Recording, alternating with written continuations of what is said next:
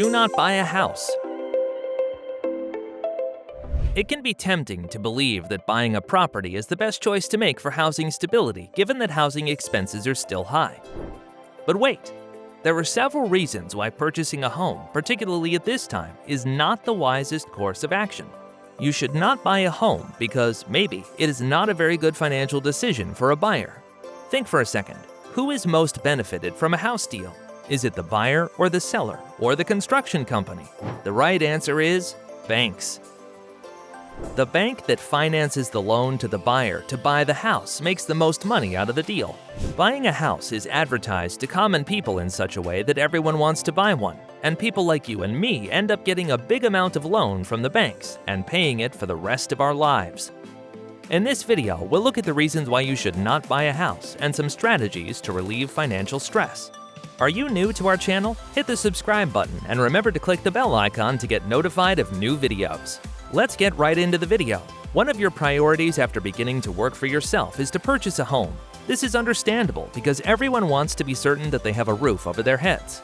But actually, your goal should be to be successful in whatever you do and become financially free so that you don't even have to think about the basic necessities.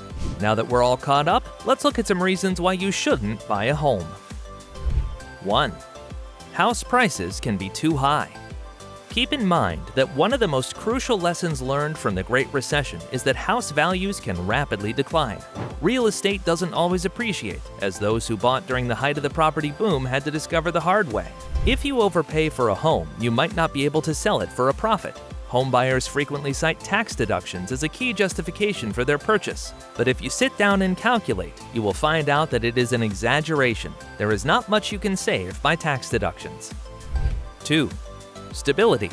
In this era of layoffs, nothing is permanent. So if you lose your job, it's possible that you won't be able to find another one in time to keep up with your mortgage payments.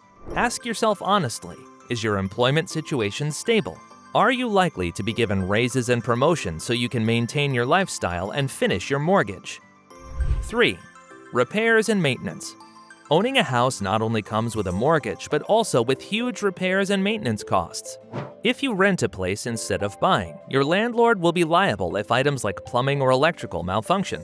But if you own the place, all of this falls within your purview as an owner, which can get pricey quickly if you don't know how to handle it yourself. Even if you have a sizable emergency fund, you should still think about whether you want that level of responsibility. 4. Duration of stay.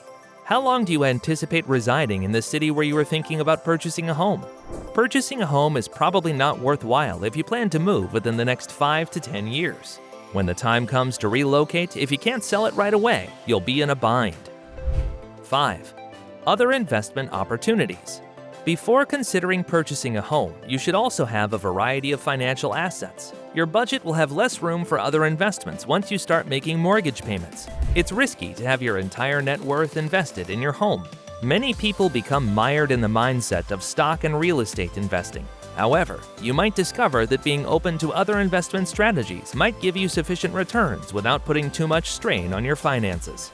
That brings us to the end of this video. Hit that like button if you enjoyed it, share this video with your friends, and don't forget to subscribe. What do you think about these reasons for not buying a home? Let us know what you think in the comments section. Till next time.